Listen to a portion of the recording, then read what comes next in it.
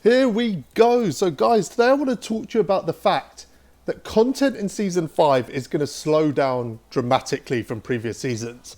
And what I mean by content is the quality of the cards and the speed in which they increase in kind of value and attributes and badges and all of that stuff. I just think we're going to see a massive slowdown. 2K are going to pump the brakes. And we're not going to see a huge step up from the cards we have now to the cards we have at the end of the season as we have before. Now, there is a reason for this, and it's really one card's entire fault that this is happening. And I will explain what that is. But before we get into that, guys, please like and subscribe. We are like a couple of subs away from 700. I literally don't know what's going on. We've been doing this for a couple of months. To be this close to 700 subs is absolutely incredible. So most importantly, thank you so much if you've already subscribed. And if you haven't, take that box off for us and get us over that line. That'll be really cool. So why is this video important? Well, it's important because it kind of dictates what you should do this season in terms of picking up players and not. So this Luka, for example. So I'm running Lonzo, I've got Don Ol, and I've got Wade. They're my point guards. And I have enough MT to pick up that Luka, but I'm not going to for a very specific reason. I think there's going to be a few cards that come out that are really comparable to Luka. I don't think we're going to see anything better than him, but we're going to see cards that are comparable with that card. KD as well, he's arguably the best card in the game right now. A lot of people feel that way. I've never been good with the KD card, but some people are absolutely incredible with him. Again, power forward, small forward. Both these cards are a 97. That's really important. And the 98 we got was really underwhelming, right? Shaq. It's not an elite card. I mean, he's decent, if you want to play in the paint, and there's nothing wrong with that. You don't have to run a stretch 5, but it is the meta of the game. But the kind of franchise drop, right? We have this at the start of every season where they have this kind of seasonal over-the-top drop. We had Inferno packs and, Possess packs and all of this in the past. This was it this season. We have the Age of Heroes and the Quantum packs really kicked things off. But it's nowhere near where I thought it would be. And it kind of confirmed what I was thinking coming into this season. I expected these cards to come out as a 98. And I expected this reward to be a 99. I expected Robinson to be a Dark Matter card.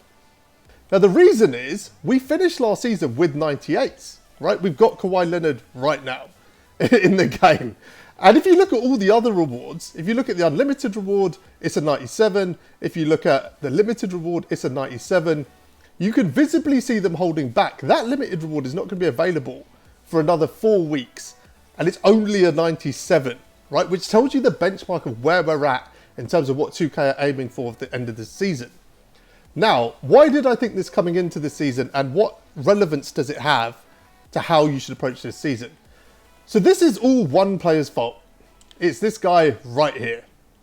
Let's find him. There he is. Terry Dishinger, Dishwasher, various other nicknames that he has, ruined absolutely everything in terms of 2K's plans for their incremental increase in content this year.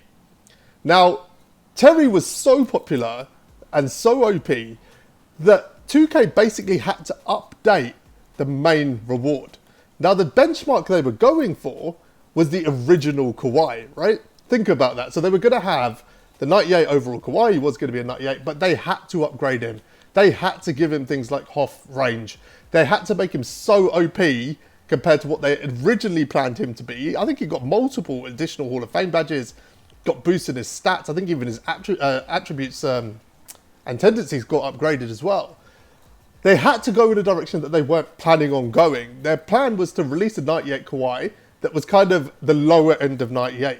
What they've ended up doing is releasing, to me, still the best card in the game, by the way, that's my opinion, a 98 Kawhi that is at the higher end of the 98 spectrum, which then put them in a difficult situation in terms of the season agenda, because this D-Rob was supposed to be significantly better than Kawhi. He was supposed to be at the higher end of 98. Because Kawhi was already at the higher end of 98, they now have to slow everything down for 5 weeks, right? Because the XP rewards are going to be quite similar. D-Rob will be better than Kawhi, no two ways about it, but not so much better than Kawhi in the way that 2K planned. Terry Dishinger literally ruined everything. The popularity of that card, 2K did not see coming. They didn't see it coming. They did not expect the best players, the most invested players in this game, comp level players doing nothing nothing else last season than playing TT offline to get that card because it was that desirable. To the point where people decided not to get this 98 Kawhi because Terry was just as good. That's what people said. I don't think he's just as good, but it is ridiculously close. Like, it is close. They could do the same thing on the court. There's nothing Kawhi can do that Terry can't, and vice versa. Kawhi's just a little bit better at everything. So what does that mean for content? So this season, they were supposed to start ticking up, right? They were supposed to start releasing the low 97s, the low 98s, and then by the end of the season, be running those higher 98s. But that's not going to happen because 2K are ahead of where they were expected to be at this point. If you look at their reaction to Terry Dishinger, when they saw the community's reaction to it, they upgraded Kawhi to a point where now they've got 6 months left of the year and they need to provide 4 or 5 seasonal rewards that are better than that high 98 Kawhi. That is not a situation 2K wanted to be in. Then they released the Inferno packs, right, straight after Terry's kind of popularity kicked in, which just sent the market into overdrive. And again, they weren't planning on releasing an Opal T-Mac and an Opal LeBron that were like high 97s at the time. They were forced into it because we just went, we've decided Terry's the best card in the game. So again, Kawhi and the Inferno packs, because of Terry, pushed forward 2K's timeline on how OP these cards were going to be. So what we're going to see is like a stagnation now, right, for a little bit, because by the time we get to Season 6, I'm 99% sure if 2K don't make Kobe the seasonal reward next season with, you know, as a Dark Matter card, and him be the first Dark Matter card, I think is really important. And people are saying it might be the Idols lock-in and things like that. Kobe needs to be the first Dark Matter card. They need to kill 8 weeks of Galaxy Opals. So they cannot just drop a 98 Giannis next week.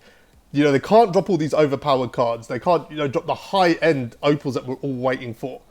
They need to slow it down. So what does that mean for you? That means everything that you buy is kind of relatively low risk. We're going to see a lot of cards come out. Like this Luka, probably in 4 weeks, we're going to have 3 or 4 other point guards. I can see another Oscar coming. I can see another LaMelo coming. We might see like a point guard Giannis or a point guard Simmons, something like that. But generally speaking, it's going to be quite balanced. We're not going to get cards over the next 4 or 5 weeks that are just going to be absolute game changers, like must-have cards that are going to make your team at that next level. Right now, it feels like that because we've had a couple. But remember, both Luka and KD are both 97 overalls. They're lower overalls than the XP reward from last season. That's where we're at. So they have to slow it down. If 2K don't slow this down, if they come out next week and start releasing 98 Giannis and, you know, 98 Tim Duncans and KGs and all of this, if they do that next week, they have to fill 6 months with Dark Matter cards. And that's not an option for them. This is not a situation, again, that they intended on being in. Terry Dishinger ruined this entirely for 2K. They did not realise that we thought the Curry slide was the most OP move in the game. And they, you know, created a lengthy shooting guard that could do that and gave it to us for free. And again, it's not only... Terry's impact wasn't only on the fact that they had to slow down content. It was on the fact that people stopped buying content. Like, that's why this T-Mac came out. Because like I said, we were all sitting in TT offline, you know, a game mode that 2K basically abandoned. I mean, when was the last time we saw a good actual TT offline reward on the ladder? It doesn't exist. They think the mode is a joke. But they dropped this card in there, and everyone switched to it. So now everyone's focusing on Dishinger. Like, no one's interested in the T-Mac. Like, the cards... Well, the T-Mac kind of resolved the issue, right? Because they released the Inferno packs, and then people went back to buying packs. But there was a period of time where people literally just stopped buying content and just focused on getting that card. That is an absolute financial disaster for 2K. It was a disaster. This dentist from the 60s has ruined 2K's life. That's where we're at. That's the impact he's had.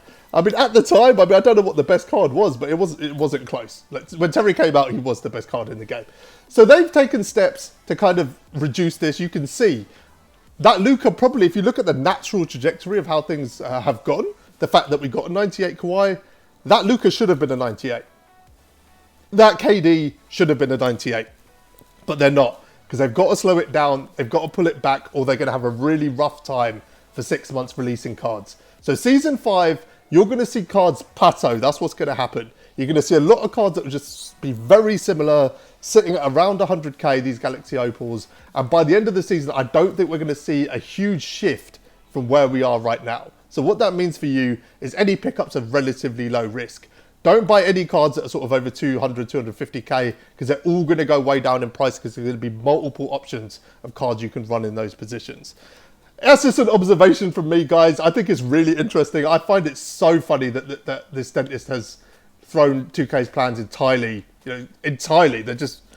Marion as well did it to an extent. They've got this Donald now, which is a better example. He's a good card, but he has limitations, right? He's 6'3", etc. This card ruined everything for 2K. 6'7", 99.97. I don't know how they didn't see this coming, but when this card dropped, it just threw everything. XP reward had to change. They had to drop Inferno packs, and now they're having to pull back and stagnate content just to level it out to get back to where they were supposed to be, which was the original Kawhi before the update. That's my thoughts, guys. You let me know what you think. I think it's going to be a really interesting season for content, but I don't think we're going to see anything that's crazy OP. I just can't see it happening between now and the end of the season. That should be a good thing for us. That means that we should be able to pick up the cards that we want. But that's just my thoughts, guys. Podcast reveal.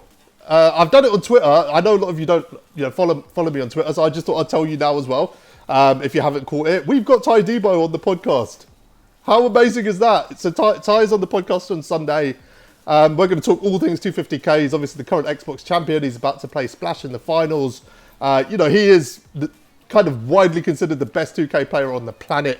We have got questions for days. We're going to have a lot of fun talking to Ty.